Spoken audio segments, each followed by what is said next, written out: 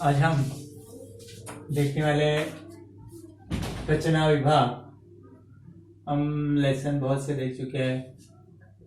अब हम देखें रचना विभाग। रचना विभाग में कहानी लेखन है, आकलन है, उपयोजित अपना आकलन है, पत्र लेखन है, निबंध लेखन है, विज्ञापन है।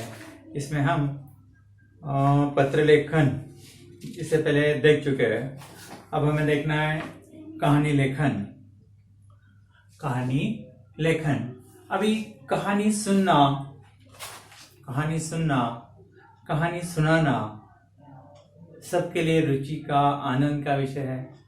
फिर बच्चे हो, बूढ़े हो, कोई भी हो, कहानी सुनने के लिए कहिए बहुत अच्छा लगता है, कहानी सुनाने के लिए कहिए बहुत अच्छा लगता है।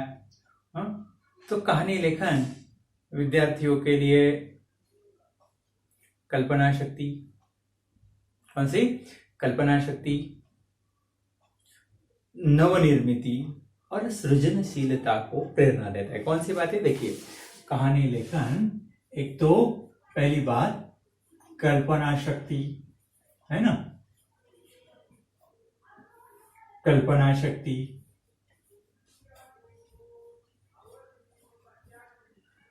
नवनिर्मिति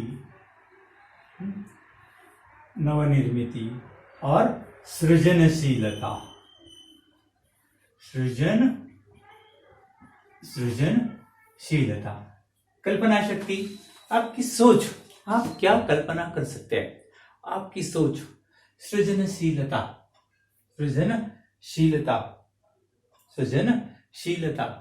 और नवनिर्मित, नया कुछ करने की उम्मीद।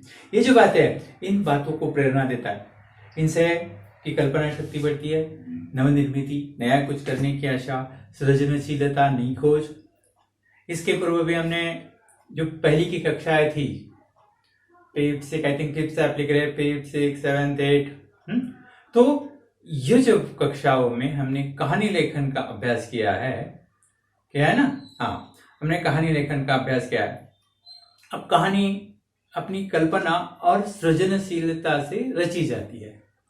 अपनी कल्पना शक्ति क्या है, हम लोग सिर्फ हमें पॉइंट दिए जाते हैं, मुद्दे दिए जाते हैं, कहावत दी जाती है, जो भी है, तो उसके अनुसार आप सोचते हैं, कल्पना करते हैं और नया कुछ करने की सोचते हैं।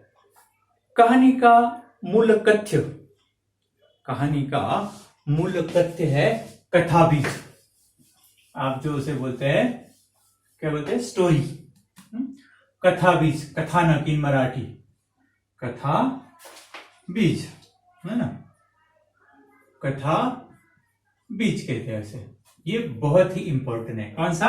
कथा बीज। क्योंकि कथा बीज जो है वो कहानी का प्राण है। उसके आधार पर ही कहानी लिखी जाती है। कोई तो भी कथा चाहिए, स्टोरी चाहिए, उसके आधार पर ही कथा लिखी जाती है।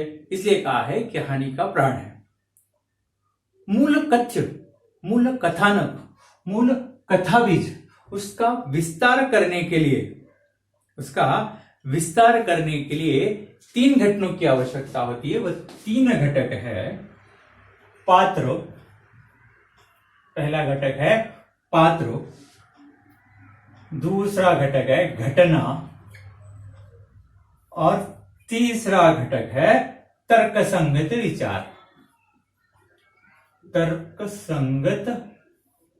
विचार। ये 3 बातें जो है बहुत ही महत्वपूर्ण है। अभी आपके पास कथा बीज है, तो कथा बीज को आगे बढ़ाना है, उससे कहानी लिखनी है। तो कहानी आगे बढ़ाने के लिए पात्रों की जरूरत होती है ना। कहानी को आगे बढ़ाने के लिए पात्रों की जरूरत होती है। क्योंकि पात्रों की जरूरत होती है, पात्र आए तो पात्रों को आपको नाम देना है। 2 दोस्त, 2 भाई, एक था राम, दूसरा था श्याम। दूसरों को आपको क्या करना है, पात्रों को नाम देना है। पात्र है तो बात करेंगे, संवाद होगा, तभी कहानी आगे जाएगी। पात्र हो गए तो संवाद आया ही है, संवाद तो आनी है। आपस में कैरेक्टर जो है, पात्र जो बात करेंगे तभी कहानी आगे जा सकती है। तीसरा है घटना, यह भी बहुत ही महत्वपूर्ण है। घटना, कोई इंसिडेंट वहां पे होगा, कोई घटना होगी तभी वो कहानी आगे बढ़ेगी। कोई हुआ ही नहीं है, कैरेक्टर है वैसे ही है, कुछ हुआ ही नहीं है, तो कहानी कैसे आगे बढ़ेगी? कोई तो भी इंसिडेंट, कोई तो भी घटना होना वहां पर आवश्यक है। इसलिए पात्र, घटना और तर्क संगत विचार। विचार आपको पता है, तर्क संगत, उसे मैच होने वाले विचार, घटना से, पात्रों से मैच होने वाले, उससे संगत, उससे रिलेटेड विचार जो है, इन विचारों से कहानी क्या होती है? पारितोषित करना या कहानी लिखना, उसे कहते हैं, क्या कहते हैं? लेखन कौशल। लेखन कौशल, उसे कहते हैं लेखन कौशल। इसलिए 3 बातें बहुत ही महत्वपूर्ण है कहानी लेखन में, एक पात्र, घटना और इन दोनों से लेकर तर्क संगत विचार। इन तीनों से बनता है कहानी लेखन। कहानी लेखन, इस कहानी लेखन का, इस कौशल का विकास करना, कौन सा कौशल? लेखन कौशल। इस लेखन कौशल का विकास करना ही कहानी लेखन का मूल उद्देश्य है। बच्चों को पता होता है कहानी क्या है, इंसिडेंट क्या है, पात्र क्या है, उन्हें लिखना नहीं आता है, तो इस लेखन कौशल का विकास करना ही क्या है? कहानी लेखन, या कहानी लेखन का मूल उद्देश्य है बच्चों में लेखन कौशल का विकास करना। आया समझ? लेखन कौशल का विकास करना। अब हमें देखना है कहानी लेखन में ध्यान देने योग्य बातें या महत्वपूर्ण बातें। कहानी लेखन में महत्वपूर्ण बातें, पहली बात है शीर्षक। स्टार्ट से शीर्षक, कहानी का शीर्षक।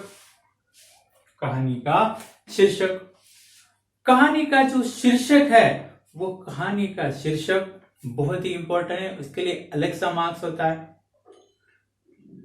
कहानी के मुद्दे पहला हो गया। दूसरा, कहानी के मुद्दे, कहानी के मुद्दे है ना, और जो मुद्दे है उस मुद्दों का, उन मुद्दों का विस्तार करना, और कहानी से प्राप्त सीख। कहानी से प्राप्त सीख, कहानी से प्राप्त सीख, ये कहानी लेखन के प्रमुख अंग है। कहानी लेखन के प्रमुख अंग है। एक शीर्षक, उसके लिए अलग मार्क्स होता है, वो कैसा होना चाहिए बताऊंगा, उसके लिए अलग अंक होता है। कहानी के प्रमुख मुद्दे, इसके लिए अलग अंक होते हैं, उसका मुद्दों का विस्तार करना है। और कहानी से प्राप्त सीख, या दूसरा हम कह सकते हैं प्रेरणा।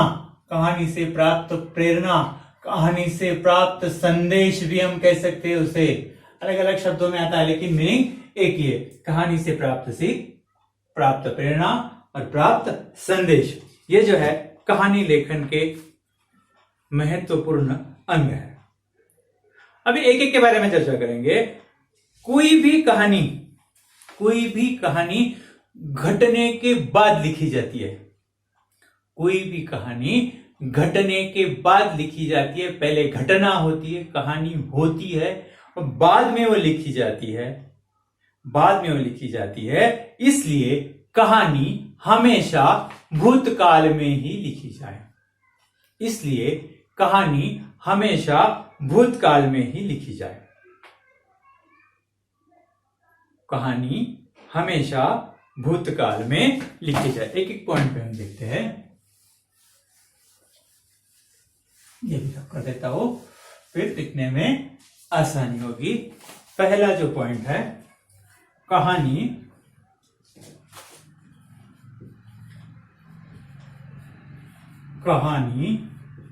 इसमें भूतकाल में लिखी जाए। ये लिखे भूतकाल में लिखी जाए। दूसरी बात, क्यों, ये भी बताया। कहानी की जो संवाद है प्रसंगानुकूल हो। कहानी के संवाद डायलॉग प्रसंग के अनुकूल हो। वहां पर कौन सी सिचुएशन है, कौन सी घटना है, उसके अनुकूल किसमें हो, वर्तमान में या भविष्य में। संवाद जो है, दूसरा पॉइंट जो है, कहानी की जो संवाद है वह संवाद प्रसंगानुकूल, प्रसंग के अनुसार किसमें हो, वर्तमान में, वर्तमान या भविष्य में हो, भविष्य में हो। यह इसी का पॉइंट है। कहानी भूतकाल में हो लेकिन संवाद वर्तमान में भी हो सकते हैं, भविष्य काल में भी हो सकते हैं, या आप लिख सकते हैं। संवाद अवतरण चिन्ह में लिखना अपेक्षित है। संवाद डायलॉग वह लिखते समय किसमें लिखना है, संवाद अवतरण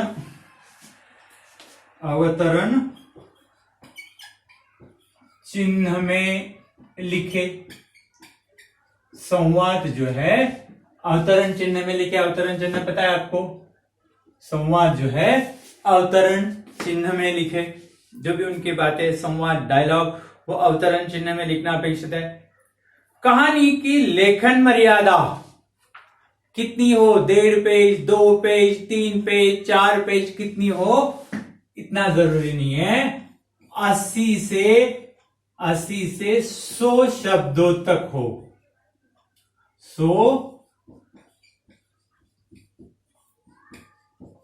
80 से 100 शब्दों तक हो। शब्द मर्यादा 80 से 100 शब्दों तक हो। कहानी के प्रारंभ में शीर्षक लिखना आवश्यक है। टाइटल, कहानी के शीर्षक प्रारंभ में टाइटल, हेडिंग या शीर्षक वह लिखना आवश्यक है। शीर्षक कैसा हो, शीर्षक छोटा हो, आकर्षक हो और सारगर्भित हो, मीनिंगफुल, सारगर्भित होना चाहिए, अर्थपूर्ण होना चाहिए, छोटा 1-2 शब्दों में होना चाहिए। लंबा चौड़ा जो है एक फुल सेंटेंस शीर्षक नहीं हो सकता है, इसलिए छोटा, अर्थपूर्ण, सारगर्भित होना चाहिए। कहानी कालानुक्रम, काल के अनुसार, घटना, इंसिडेंट है, कालानुक्रम, घटना का क्रम और प्रवाह होना आवश्यक है। एक के बाद दूसरा, दूसरे के बाद तीसरा, तीसरे के बाद चौथा, यानी कहानी में कालानुक्रम हो, घटनाक्रम हो और प्रवाह होना आवश्यक है। जैसे पानी अपने आप बहते जाता है, उसी तरह एक के बाद दूसरा विचार, दूसरे के बाद तीसरा विचार, इसी तरह से होना आवश्यक है। प्रत्येक मुद्दे या शब्द का विस्तार आवश्यक है, तभी कहानी बनेगी। जो भी आपको मुद्दे दिए जाते हैं, हर एक मुद्दे पर एक विचार हो और उस विचार हो और मुद्दे हो, तो वो कहानी अपेक्षित विस्तार उसका करना है। शब्द है क्योंकि अभी बताना है मुझे कहानी कैसे लिखी जाती है, कितने इसमें लिखी जाती है। घटनाएं धारा प्रवाह अर्थात एक दूसरे से श्रृंखलाबद्ध होनी चाहिए। जो भी घटनाएं है, घटनाओं की जो विचार है, एक के बाद दूसरा विचार, दूसरे के बाद तीसरा विचार, तीसरे के बाद चौथा विचार, इसी श्रृंखला से क्रमबद्ध होने चाहिए। कहानी प्रसंगानुसार वातावरण निर्मित होनी चाहिए। कहानी में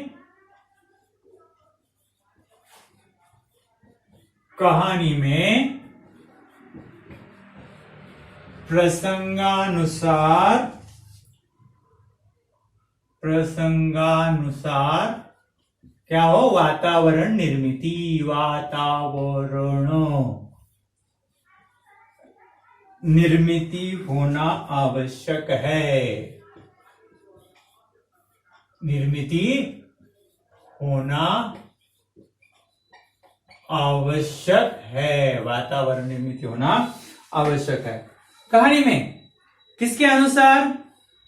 किसके अनुसार? प्रसंग के अनुसार। जो कुछ भी प्रसंग है उसके अनुसार वातावरण, क्लाइमेक्स कहते हैं आप, उसके अनुसार वातावरण निर्मित हो।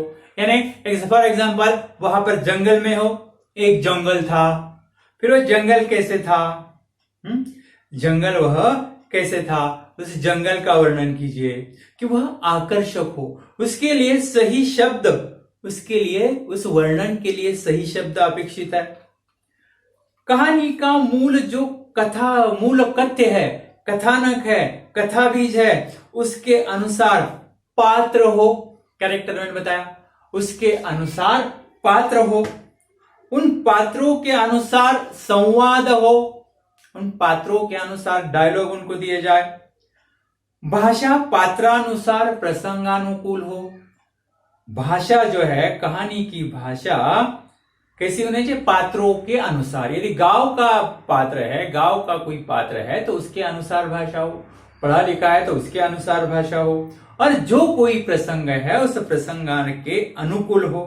अभी प्रत्येक परिसर, क्षेत्र जो आप एरिया कहते हैं, उसकी भाषा एवं शैली, पद्धत, मेथड, उसमें भिन्नता होती है, विविधता होती है, अलगाव होता है। इसकी जानकारी कहानी लेखक को होनी चाहिए। इस प्रदेश में कैसी भाषा बोली जाती है, उस प्रदेश में कैसी भाषा बोली, थोड़ी बहुत जानकारी होना आवश्यक है। अन्य भाषाओं के उदाहरण, सुवचन आदि के प्रयोग से यथासंभव बचे। दूसरी भाषाओं के एग्जाम्पल नहीं देने, सुवचन नहीं देने। कहानी में आवश्यक विराम चिन्हों का प्रयोग करना न भूले। देने हैं तो उसी भाषा के देने हैं। ये भी कहूंगा कि कहानी में जो कुछ भी है, कहावतें, मुहावरे, सुवचन, पर्यायवाची शब्द, इनका उपयोग करे, उसे अधोरेखित करे, उसे अधोरेखित करे। अभी कहानी लेखन में जो है, कहानी लेखन में विराम चिन्हों का प्रयोग करना न भूले। विराम चिन्ह जहां पर स्वल्प विराम है, फुल स्टॉप है, अवतरण चिन्ह है, इसी तरह के चिन्हों का प्रयोग करना न भूले। उनका प्रयोग आपको करना ही है। कहानी लेखन करते समय अनुच्छेद बनाए। अनुच्छेद, पैराग्राफ। कहानी लेखन करते समय अनुच्छेद बनाए। जहां विचार, घटना, एक विचार है, एक घटना समाप्त होती है, वहां पर वह परिच्छेद, वह अनुच्छेद आपको समाप्त करना है। और फिर अभी मैंने बताया कहानी के विस्तार के लिए आपको उचित मुहावरे, कहावतें, सुवचन, पर्यायवाची शब्द, इनका प्रयोग करना है। और आखिर में एक बात और बताना चाहता हूं, कहानी लेखन की शब्द मर्यादा है कितनी? कितनी है? 80 से 100 शब्दों तक उसकी मर्यादा है। इस तरह से कहानी लिखी जाती है। अभी कहानी के भेद है। अभी लास्ट ईयर तक वह तीनों भेद थे, लास्ट ईयर से सिर्फ एक ही है, तो भी हम सिर्फ मुद्दों के आधार पर कहानी, यही भेद आपके लिए है। तो मैं तीनों आपको बता के रखता हूं एग्जाम के लिए। 10 के लिए तो एक ही है। देखिए, कहानी लेखन के प्रकार, कहानी लेखन के प्रकार, कहानी लेखन के प्रकार कितने प्रकार? 3 प्रकार। पहला, असंबद्ध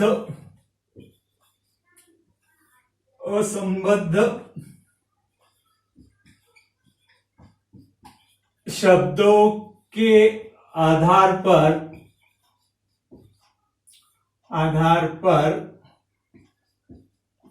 कहानी, असंबद्ध शब्दों के आधार पर कहानी, जमलिंग वर्ड जो बोलते हैं वैसे। मुद्दों के आधार पर कहानी, ये अब 10th को है। मुद्दों के आधार पर कहानी, मुद्दों के आधार पर कहानी। सुवचन या कहावतों के आधार पर कहानी, सुवचन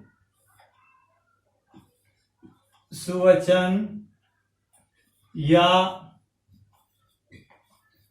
कहावतों के आधार पर कहानी। यह 3 तरीके है, 3 प्रकार से कहानी लिखी जाती है। इसमें एक एक एग्जाम्पल आपके लिए देता हूं। पहला है वहां पर, पहला हम देखेंगे किसके आधार पर, असंबद्ध शब्दों के आधार पर कहानी है। जमलिंग वर्ड्स है, उसे सोचकर उस पर आपको कहानी लिखनी है। कौन से वर्ड है, नीचे लिखता हूं मैं। शब्द है मंत्रमुग्ध। देखिए पहला मंत्रमुग्ध,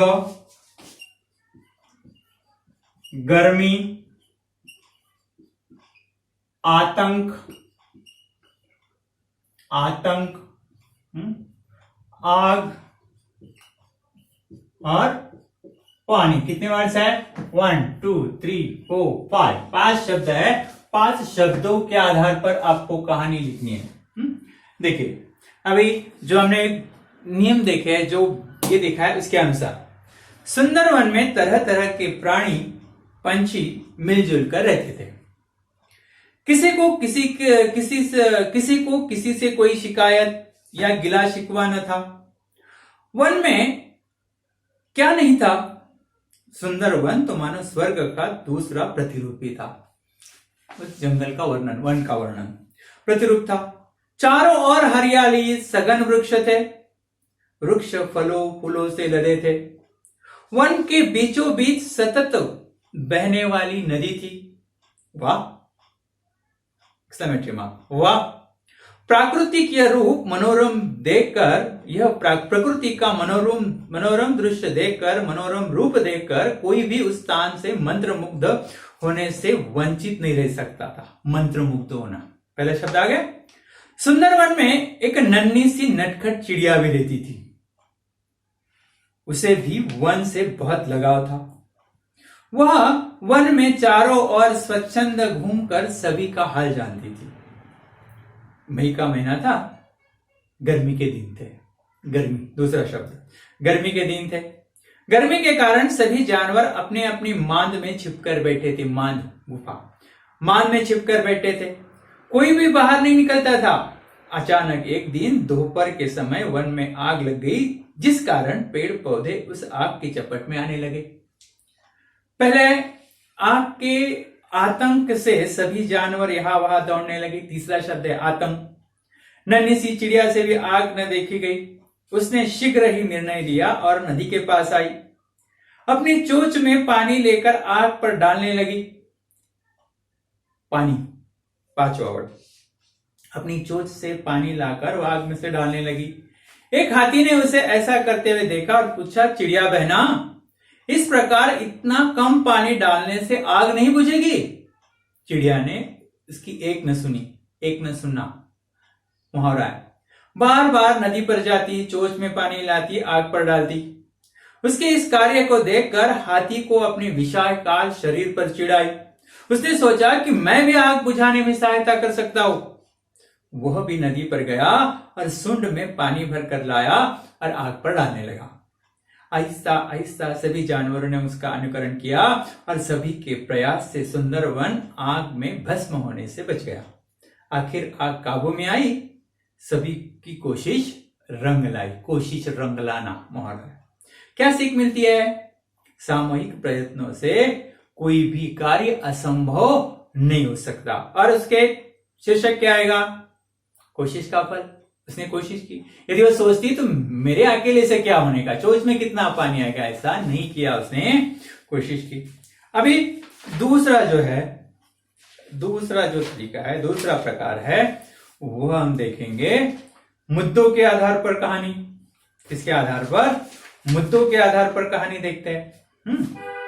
मुद्दे है, देखिए, 2 गहरे मित्र, मच्छीमारी करना, समुद्र में जाना, तूफान का आना, नाव का पानी में उलटना, तख्ते का सहारा लेना, तख्ते का तख्ता एक ही का बाल संभालने में समर्थ, अविवाहित मित्र का दूसरे मित्र से अपनी मां की देखभाल करने का आश्वासन लेना, तख्ता छोड़ना और दूसरे का बचाना। राम और श्याम गहरे मित्र थे, दोनों के नाम है। वे दोनों मच्छीमार थे और समुद्र के किनारे एक गांव में रहते थे। राम की शादी हो चुकी थी और वह एक बच्चे के पिता भी थे। श्याम अभी अविवाहित था। एक दिन दोनों मित्र एक ही नाव में बैठकर समुद्र में मछलियां पकड़ने निकले। वे सागर में दूर तक पहुंच गए। उसी समय अचानक तूफानी हवा चलने लगी और सागर में ऊंची ऊंची लहरें उछलने लगी। दोनों मित्र जिस नाव में बैठे थे वो पुरानी थी। पुरानी लहरों के थपड़ों से वह टूट गई। दोनों मित्र उस नाव के टूटे तखरों को पकड़कर किनारे पर पहुंचने की कोशिश करने लगे, पर तख्ता मुश्किल से एक ही आदमी का भार संभाल सकता था। दोनों को लगा कि इस तरह दोनों ही पानी में डूब जाएंगे। उस हालत में श्याम ने कहा, अभी इन्वर्टेड कॉमा में आएगा, राम कॉमा तुम इस तख्ते से किनारे पर जाओ।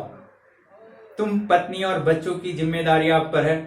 तुम मेरी बूढ़ी मां की देखभाल करते रहना। Inverted comma complete. राम ने मना कर दिया, किंतु तब तक श्याम तख्ता छोड़ चुका था। देखते ही देखते तूफानी लहरों में समा गया। राम बड़ी मुश्किल से किनारे तक पहुंचा। राम के बलिदान पर सारे गांव ने शोक मनाया गया। उसके होठों पर एक ही बात थी, मित्र हो तो श्याम जैसा। क्या आएगा? शीर्षक सच्ची मित्रता या मित्रता। वैसे इस कहानी से हमें यह सीख मिलती है कि सच्ची मित्रता अनमोल रत्न की भांति होती है, अनमोल होती है। दूसरा है लालच का फल। अब यह है सुवचन के आधार पर। सुवचन के आधार पर हम देखते हैं, जैसे को तैसा। एक घने जंगल में कई प्रकार के पशु पक्षी आराम से रहते थे। वहीं तालाब के पास एक सारस भी रहता था। उसकी टांगे और चोंच पतली और बड़ी लंबी थी। वो मछलियों को अपनी चोंच में पकड़ता और खाता। एक दिन धूर्त लोमड़ी ने यहां से सारस को भोजन का निमंत्रण मिला। सारस बड़ा प्रसन्न हो गया। लोमड़ी के घर भोजन में स्वादिष्ट खीर बनाई थी और उसने उसे थाली में परोसा। सारस की चोंच लंबी थी, उसे खीर खाने में बड़ी मुश्किल हुई। वो कुछ न कर सका। यह देखकर सारस कुछ न बोला और वो मन ही मन इसका बदले लेने की बात सोचता हुआ घर लौटा।